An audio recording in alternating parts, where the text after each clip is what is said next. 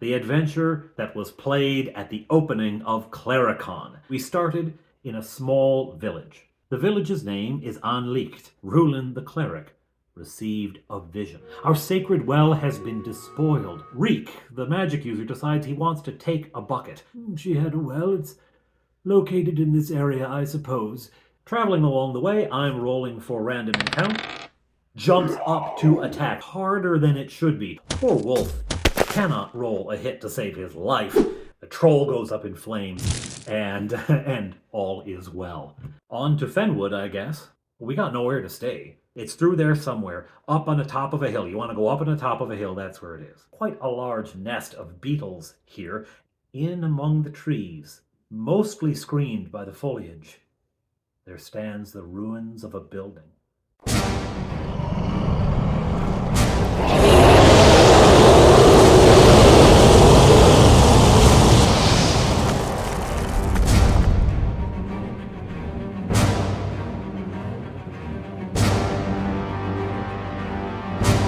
Hello, hello, I'm Father Aaron. Welcome back to The Dungeon Minister. So, Pudger the Halfling has used his halfling sneakiness to creep through the forest to the rim of the crater in which is located the sacred well of St. Bridget, the well that appears to have been poisoned somehow and is making people sick in the village of Anlicht and further downstream. During his reconnaissance, he came across a nest of giant beetles. That joke is going to get old at some point, isn't it? Probably already is. Anyway, he came across a nest of giant beetles, and so when he goes back to the party, he reports what he has seen, including the beetles, and they decide they're going to give them a wide berth, go around them as they find their way toward the sacred well. Although, Axchris the dwarf says that when they're done, he wants to come back and try riding one of those beetles. Note taken. Yeehaw! All right. Steering well around the beetle nest, the party comes to the ridge, and down in the bowl of the crater, this crater is hundreds of feet across, it's quite large, down in the center of it, thickly wooded though it is, they can see in the center the outline of some ruins of a building. This ancient temple is actually built on a hexagonal pattern. The rooms are hexagons because the map program I used had a hexagon option, and I thought that would be kind of cool. Anyway, so it's based on hexagons, and each additional room, sort of pods sticking off, they're all in hexagons. It is, however, fallen into ruin. The stones tumbled down, the roof long since gone. It's open to the air. The windows, no glass if there ever was glass, and foliage crawling and climbing through everything. I should note, on the subject of foliage, it is autumn in the world at the point that the adventure takes place. The leaves are falling, not all of them though. We're talking early autumn. There's still some things on the trees, some things off. So there's sort of a mixture. It's still dense enough, and the foliage here is quite thick because of all of the water that is present. It's still dense enough that it's hard to see through. It's not a clear vision. At any rate, the other thing they see is that this crater, the bottom of it, is flooded. At least where they are, it looks flooded. They can see some areas a little further away that look like maybe they're higher ground. The ground undulates, but where they're at, it's flooded. Well, down they go into the crater. Now, Pudger wants to know how deep this water is. In fact, the whole party wants to know, but Pudger in particular decides the way to find out is to play on Schlag's greed. So he pulls out a gold piece. Remember, these are second level characters, so they all have quite a bit of gold already. He pulls out a gold piece and throws it into the water. Well, Schlag goes after it with an alacrity, plunging into the water, seeking after the gold, and they discover that it comes up to his thighs, almost up to his waist. It's a family show. Comes up around there. As they watch Schlag desperately searching for this gold coin, they also detect motion. And they detect motion because the creature failed its surprise roll by a lot.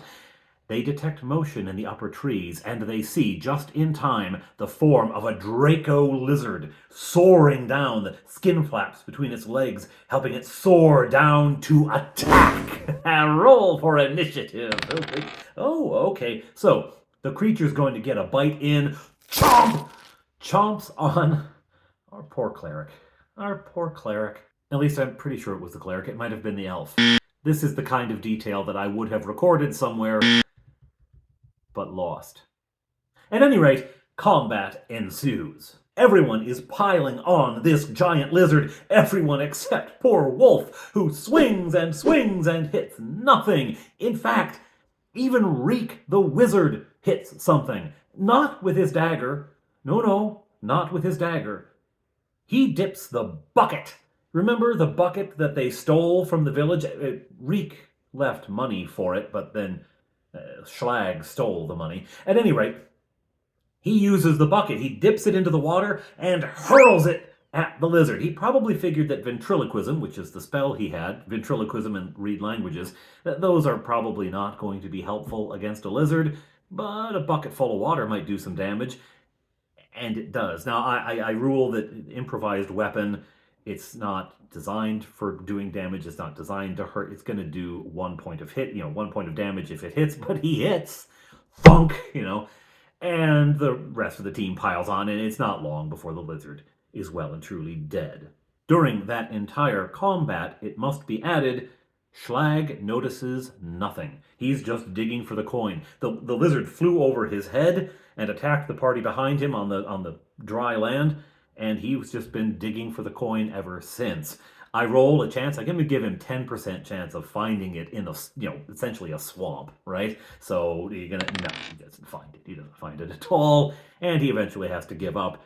And he looks back and, where'd that lizard come from? Oh.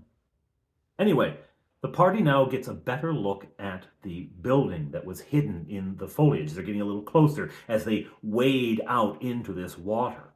There's a large doorway that presents itself, clearly the original entrance and the tallest part of the walls, and out of that the water is coming. They can also see evidence of a channel in the ground. There was a channel for the water at one point, but it is clogged with vegetation. It's clogged with mud and sticks and old leaves and things like that over the years. At first they think this is what has caused the poisoning, but then they look at it closer. No, this has been here for a long time. This is nothing recent.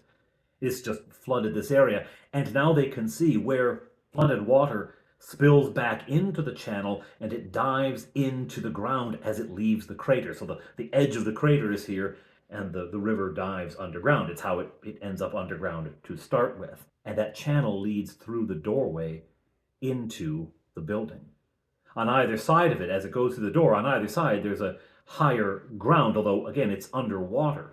That land is a little bit higher than the land further out, and so it's not as deep there. And they look at it, and there's a couple of wings to either side, but that doorway is the main entrance, so that's where they head.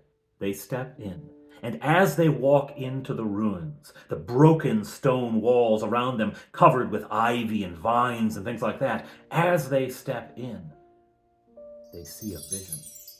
All around them, glistening, ephemeral, barely visible, but overlaying the ruins, they see the building as it was. They can see the beauty of the place, the arches, delicate, meeting overhead into a dome around this central chamber, this first and largest chamber.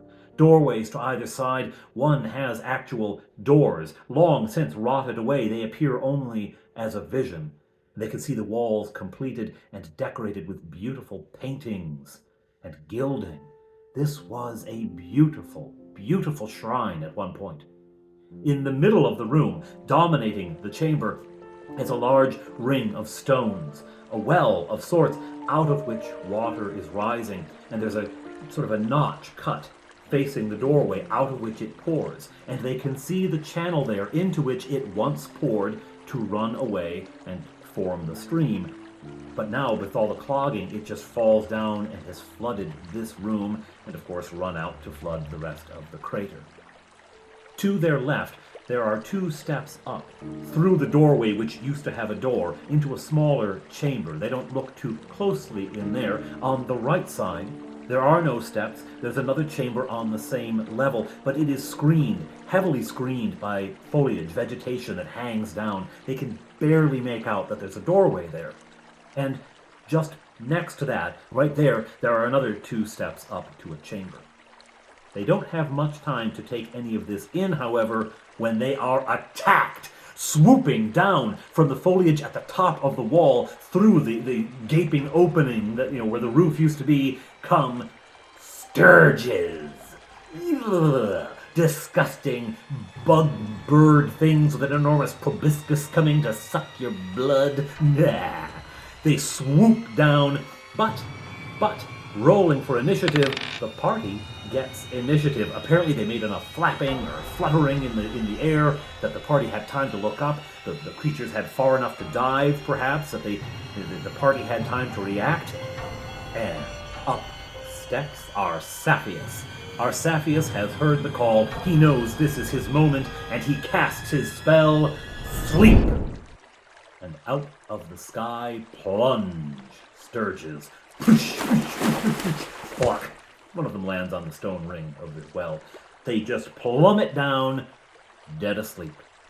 Schlag decides his job will be to take a dagger and go around making sure they actually are dead. I think Arsacius joins him in this, and the 2 of them go through the chamber, finding all of the felled stirges and stabbing them. But there are still stirges flying, and thunk!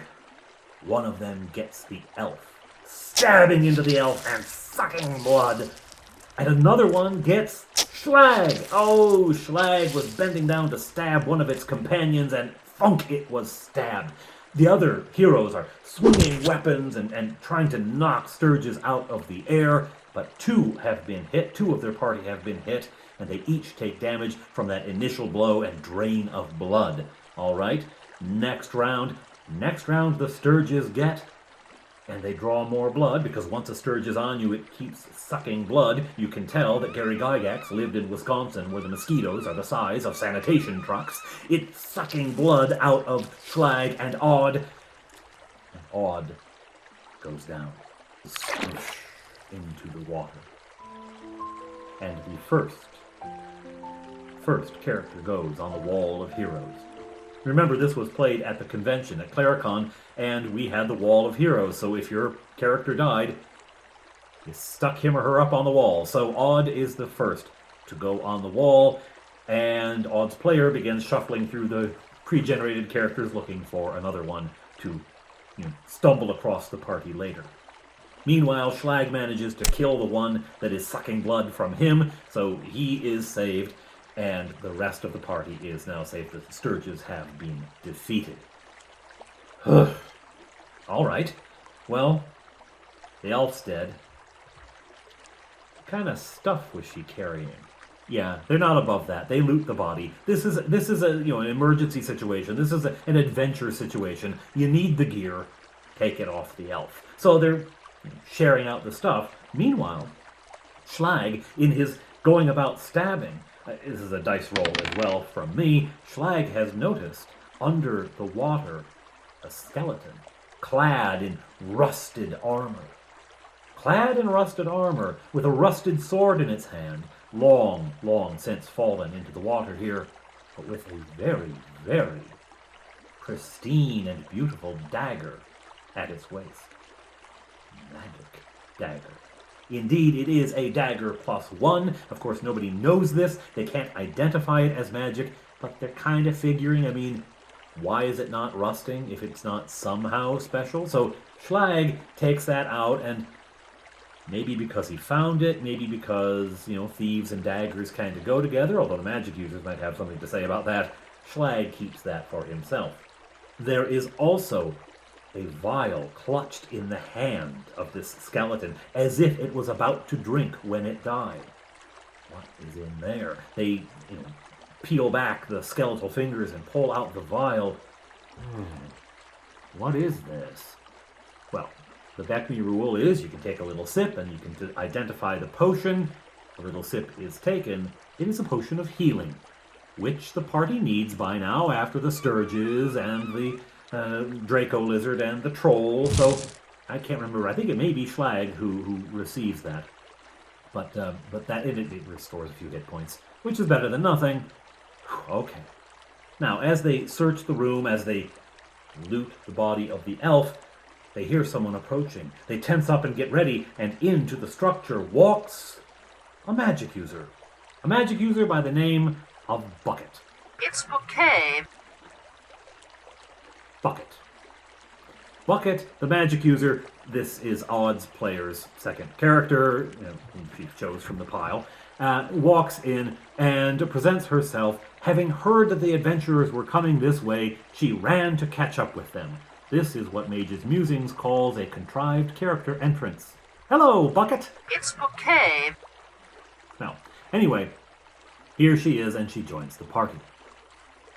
Just then, they hear a moaning sound coming from behind that screen of foliage, the vines and whatnot draped over that doorway. There's something in there. Okay. The dwarves form into Shield Wall, Axcris and Trebor, and Grim Coalfist. They lead forward with Pudger, his spear thrust forward, advancing, Wolf behind them, ready to strike, if the dice will let him, toward this new threat. They part the curtain of foliage, and there see zombies. Repulsive, disgusting. These are corpses recently raised of the recently dead. They turn their dead faces and began to stumble toward the party, but then Rulin the cleric thrusts forward her holy symbol, cries out the name of her deity, and they are turned.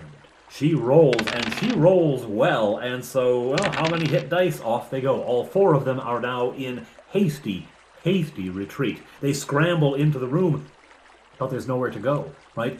The player characters are in the doorway, and so they run back into the room, but there's nowhere to go in this room. The room is lined with stone benches. One of them is broken, but most of them are whole. In the center of the room is a bowl of water up on a pedestal, and the walls here are broken down. There is a window, but it's too small for the zombies to get out of. But the walls are all crumbling down, and so they begin to climb, trying to get out. I decide they're going to have, a chance of climbing, because anyone can climb. But if a thief at first level got like an 87% chance, these are not thieves, and they're zombies. So they're not going to be great at it. I give them a 15% chance of scaling a wall that is made of dressed stone, okay? It's not really easy, but there's a ledge here and there. There's a wall sconce for a torch. There's the window ledge. So I roll, and one of them gets over the wall, and you can hear the sort of wet slap of his body hitting the ground on the other side as he continues to run away from the cleric. The other three are scrambling up the wall, trying, and the party just start hacking them down. Just start hacking them mercilessly, except for Wolf. Oh, Wolf. He tries. He's just swinging and swinging and swinging, and then, finally, he hits! Yes! He rolls a hit! Finally, after this huge drought, hitting nothing, he rolls a hit. So what do you get? He does damage of 1. Now, he's got a strength bonus, so it doesn't end up being a 1, but it's like, are you kidding me? Oh, poor Wolf. So, he does some damage, and it is enough. I mean, the zombies are goners, right? They're just trying to escape. So, fine. Thank heavens for the cleric. They slaughter them.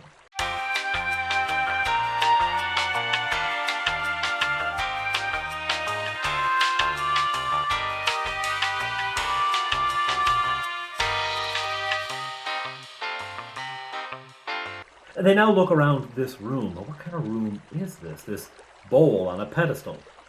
Not fully a baptismal font in the religion of this world, but that's what I based it off of. It's for some water ritual.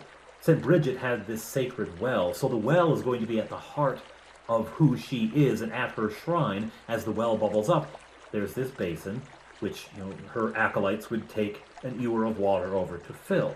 Now, nobody has filled this with well water for a long time, but the group is very suspicious. Is this water bad? So they're sniffing at it and say, does it smell like sulfur? Well, the whole building is flooded with the water that smells like sulfur. It's hard to tell. It's really hard to tell if the smell's coming from the floor, the ankle-deep water on the floor, or sort of calf-deep water on the floor, or if it's coming from this. So, it's not, though. The water in it is entirely from the open roof, and rain falling in, and it just collects in there, right? So it actually would be drinkable. Who knows, maybe the zombies spit in it or something. They don't drink it, for what it's worth, but they find out that's not connected to poison. But the rest of the place, I forgot to mention as they come in, the rest of the place, yes, stinks of sulfur. The whole crater does. Stinks of sulfur. Alright. Where to now? Well, they'll try the next door, the other one with steps in the sort of the northeast, not the one across. They go to the one in the northeast. Up they step, and there, standing before them, is a statue. A statue of a woman that Rulin recognizes. This is the woman from her dream. It is St. Bridget herself. A statue of the saint, and she stands holding a scroll. She has a scroll in her hands. It is carved of stone. It's not an actual scroll in her hands. She's holding this scroll, and on it are written words, but not in a language that anyone understands. Now, at this point, I also roll a random encounter. I have a planned random encounter for this room. I roll for a random encounter, and if one comes up, it's going to be giant rats. Okay? So I roll for the random encounter. No giant rats. Right? Just the statue. This thing says something, but we can't read it. Oh, wait. Reek. Reek has read languages, and that was one of the ones he chose today. He chose one each for his 2 spells. So ventriloquism, not so much, but read languages, yes. And he reads, "The holy altar guards much that is precious." Yes, this is the DM rewarding a player for choosing the less powerful spell. Across from the statue, there is a corridor which leads across the north side of the main chamber, on the other side of the wall, and that's the way the party goes. Into another room, a chamber of similar size, this one, however, occupied solely by an altar on the west wall. Well, an altar and a bunch of skeletons. Skeletons which draw their weapons and prepare for combat. But Rulin the cleric steps forward again, thrusts her holy symbol out, invokes her god, and again proves how important it is to have a cleric in the party. The skeletons begin to scatter. They are running for their lives. The wall here is a bit more crumbled down. They have better access to get out, but probably harder for them to climb. At any rate, it doesn't matter. The party smash up a few on their way out, and the skeletons either die or flee. All right. The altar. This thing clearly moves. They can see that it pivots. In fact, if they're not mistaken, it has been pivoted very recently. It seems to pivot on the right front corner, and the entire thing pulls away from the wall like a huge hinge. There must be a device, though, because they begin to heave on it. The first thing they do is, well, heave on, let's push it, let's push it. They heave and they heave. It does not move. There must be some device which loosens it. Schlag, do your thing. This is one concession that I made long ago when I was DMing as a teenager. We had a cleric, a fighter, and a thief, right? I decided that thieves would have the same ability to find secret doors that elves have. And I made that decision because, first of all, otherwise we probably weren't going to find many secret doors. And 2, because that seems to fit with a thief, right? A secret door, doesn't that fit into a sort of thief thing? They're finding traps, they're picking locks. Why should they not also find a secret door? The same kind of thing that would hide a trap would hide a door, right? So that just made sense to me. So I gave thieves that ability, and that has been a homebrew rule for me ever since. What's wrong, buddy? You feeling a little low? Your flame is almost out. Might have to get another candle for him. So, Schlag goes to work on the altar, looking across it. It is decorated in a water motif. with waves and even fish carved into the mensa, the edge of the mensa. The mensa is the top of an altar, along the edge of the mensa. And he finds that one of the fish on the left side, half of its body is separate stone. It's not carved out of the mensa stone, it is set into it and has a seam all the way around. He presses it. There is a clank and a click and the movement of machinery, and the altar rotates and pivots out. Pivot! Easily, one-handed, pivots out, and underneath it reveals a staircase. Down, down, and curving away into the dark.